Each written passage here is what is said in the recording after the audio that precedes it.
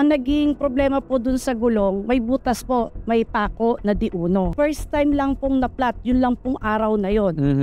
Ito ba ay flat na as in dapa? Ay hindi pa po. Kaya hindi po talaga namin iisipin na darating yung ganun na sasabog. Nung ikakabit na po, bigla pong bumuga sa gulong nila yung rim. Okay. Bitaw. So sa sobrang lakas po nung impact ng hangin, kaya po siya naitalsik doon sa kabilang kalsada. Gusto namin na magkaroon ng sa barangay, tumanggi po yung driver. Kasi po ang katwiran niya, hindi ko naman po yan nasagasaan, hindi ko naman po yan nabangga. Wala po akong pananagutan dyan. Nung po sabi ko dun sa tao nila, ito lang po baka ako yung ibinibigay na tulong sa kabila ng lahat na ginagastos ko. Sabi, yan lang po yung pinadala. Sabi ko po, hindi ko po kayang tanggapin. Pero wala pang official na paghaharap at sinasabi ito yung offer na... Wala po. Yan po ang paghahanap ng pinakamalapit na dahilan kung bakit naganap ang aksidente. Yan po ay nakadepende na sa ebidensya ng magkabilang party. Pakikwento po sa amin ng detalyado yung simula ng pagdating ng truck doon sa inyong shop para ipagawa ang kanilang gulong. Ayon sir sa kanila, sa mga bata, nung dumating yung truck ng Koinonia, pasado 1:00 ng hapon. Tapos po, nung tinanggal po nila, ang naging problema po dun sa gulong, may butas po, may pako na di-uno. Okay, yung butas, gaano ba ito kalaki? Maliit lang po sir. At first time lang pong na-flat, yun lang pong araw na yon. Kaya hindi po talaga namin iisipin na darating yung ganun na sasabog. Kasi ma'am, okay na okay po lahat. Maganda yung gulong, buo yung rim. Nung ikakabit na po, bigla pong bumuga sa gulong nila yung rim. Okay. Bitaw. So sa sobrang lakas po nung impact ng hangin, kaya po siya naitalsik doon sa kabilang kalsada. Di ginawa po namin, di na doon po yung driver, gusto namin na magkaroon ng sa barangay, tumanggi po yung driver. Kasi po ang katwiran niya, hindi ko naman po yan kuya nasagasaan, hindi ko naman po yan nabangga. So wala po akong pananagutan dyan. Ang kailangan po tatawagan ko yung stop ng company namin. Alright. So ano pong naging official na unlock or offer ng kumpanya sa inyo? Ito ba yung 30,000 na nabanggit kanina? Yan po yung sir, pero nung magka-chat kami ni Liaison ni Bong, hindi po siya nagsasabi ng amount. Pero wala pang official na paghaharap at sinasabi ito yung offer na... Wala po. Wala. Basta po pinapunta lang po nila ako doon sa parang maliit na office nila doon malapit sa amin. Inaabot po sa akin yung 5 kopya ng resibo lang sir, na nagpapatunay po natin, nireceive ko yung 30,000. Nung po sabi ko doon sa tao nila, ito lang po baka ako yung ibinibigay na tulong sa kabila na in-update ko naman si Sir Bong na lahat na ginagastos ko. Sabi, yan lang po ma'am yung pinadala. So ang ginawa ko, sabi ko po, hindi ko po kayang tanggapin. Bakit nyo tinanggihan? Kasi ba, sobrang laki ba nung inaabot ng hospital bill niya? Yun daw po ang isinabmit nila sa office na report dahil pinaimbestigahan daw po sa kanila ang naging liabilities po sa rim, hindi po sa gulong. Kasi po yung gulong daw po, kinabitan nila ng bagong rim. Actually ngayon, okay po, buo pa rin po yung gulong. Para lang siguro mas maliwanagan tayo pare-parehas tungkol dito. Meron naman tayo kasama ngayon na pagdating sa usaping sasakyan, ay meron naman silang sariling paggawaan itong may-ari po ng Speed 7 Corporation Service Center na si Ma'am Elaine Estrada Medina. Magandang umaga po sa inyo, ma'am. Ano ba talaga yung meron sa ganitong klaseng sitwasyon na kung saan posible sumabog ang gulong? Okay. So unang-una, aksidente ang nangyari. Pag sinabi mo kasing aksidente, wala naman may kagustuhan nito, di ba ma'am? So I understand, naniniwala naman ako doon sa sinasabi ninyo na maraming mga kadahilanan. Para sa akin, I think kailangan pa nating mas siyasatin kung ano nangyari. O pwede kasing, tama yung factor nila, po pwedeng yung credibility, integrity ng rim.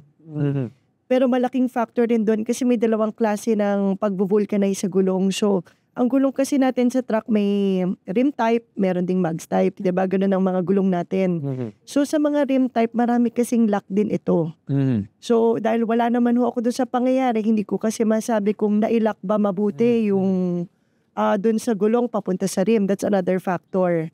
Second factor sa pagsabog is kung nagkaroon siya ng overpressure overpressure sa gulong. Pero tulad nga ng sabi ni ma'am kanina, nag-check kayo ng mga pressure ninyo. All po yung aming Oo. needs. So, it could also be that. Kasi kung makikita ninyo dun sa ating video, dun sa pagsabog niya, hindi naman sumabog ang gulong. Siguro pakita lang natin yung video. Yan. Okay, so dun sa malaking pressure kasi ng explosion natin, hangin ho yung lumabas.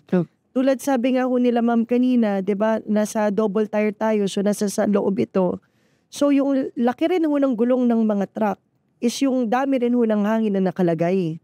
So kapag mas maraming hangin, ganyan ho talaga yung pressure na nandun sa gulong natin. Is it also the part ng manggagawa na dapat suriin din yung rim at gulong kung pwede pa ba nilang galawin ito? Meron din kami o tayong responsibilidad para suriin ang gulong, ang rim at ang auto kung ano ba ang gagawin natin dito.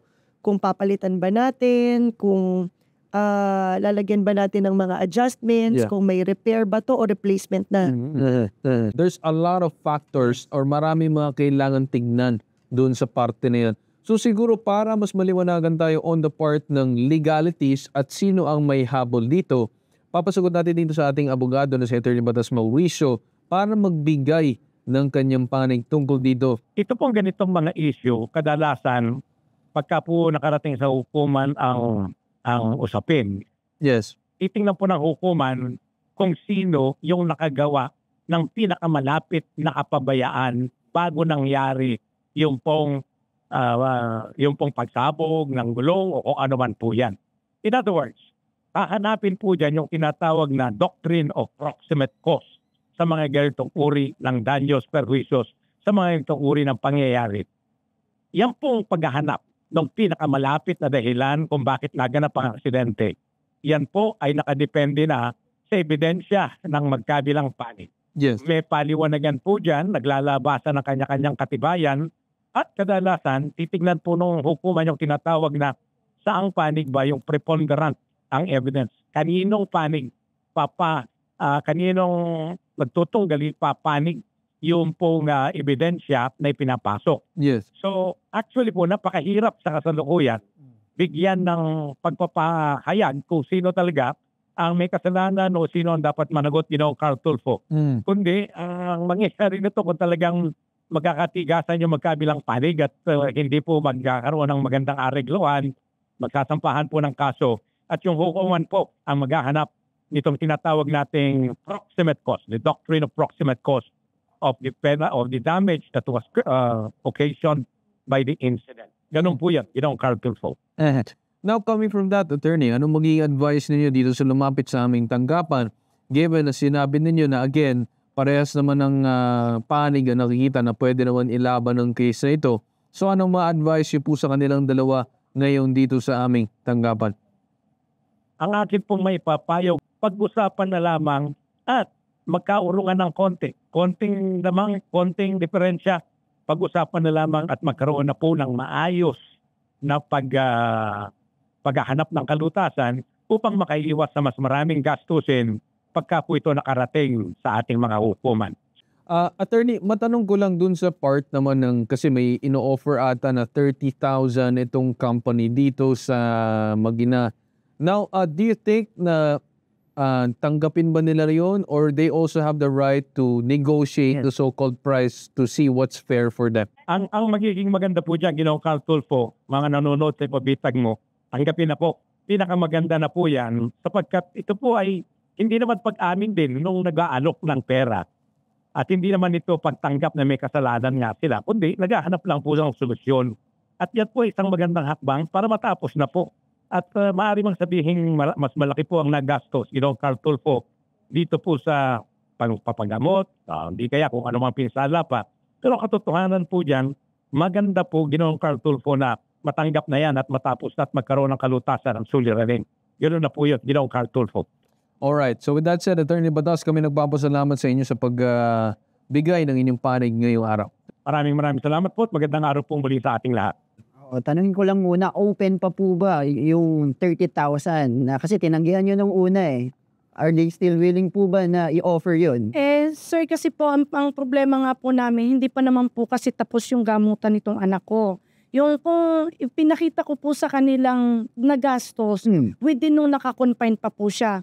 Pero yung check-up po, yung follow-up check-up po, gumagastos pa po kami tuloy-tuloy hanggang ngayon. Wala na pong resibo yun. So, ang ano pa po sa kanya ng doktor under observation kasi need pa po daw lagyan ng bakal yung Ooperahan. operahan pa po. So, panibagong gastusin na. Yun po, panbagong gastusin na naman po. Paano ko po sasagutin yung ino-offer nila sa akin na may mga kasunod pa pong gagastusan? Saan ko rin po kukunin? Tama. So, ang ino-offer ko lang po sa kanila, magtulungan na lang tayo. Sabi ko nga po kay Sir Bong, kayo nga po sir, napakalaking kumpanya nyo. Compare sa amin na kami mahirap lang, tapos yung anak ko po, hindi pa nakapagtatrabaho at hindi ko po alam kung hanggang kailan Tama. na hindi siya makapagtatrabaho. Tapos opera niya po kami ng ganun lang. Gusto ko man lang makuha ang panig ng kumpanya tungkol dito. If it's better talagang 50-50, then siguro for me, I would probably tell the owner or kahit man kung sino doon sa kumpanya na makipagtulungan na lang kayo dito. Kasi kesa naman sabihin natin wala, isasakit pa ang ulo nila, mas maganda makipagtulungan na lang sila. So siguro ako yung gusto magpaalam lang din dito sa kay Mama Elaine, ang may-ari ng Speed 7 Corporation, dito sa pakikipagtulungan dito sa aming tanggapan para pag-usapan ang ganitong klaseng problema na kung saan may mga problema sa sakyan, gulong, rim and whatnot, para at least meron tayong eksperto na pinag-uusapan ng ganitong klaseng problema. Maraming salamat po sa inyo, ma'am. Maraming salamat din. Alright. So, sa inyo naman dalawa, pagkatapos ng programa, pag-usapan pa natin ang mga pwede natin susunod na hakbang. Okay po? Okay sir, thank you very much po. Maraming salamat po sa BITAG. Alright. Maraming salamat din sa inyo. Higit sa sumbungan, investigahan, anong mareklamo na bibigyan ng solusyon at aksyonan, ito ang nag-iisang pambansang sumbungan, tulong at serbisyong may ibang katangian. Katangiang BITAG, ilalaban ka di iiwan. Ako si Carl Tulfo at ito ang hashtag, ipabitag mo.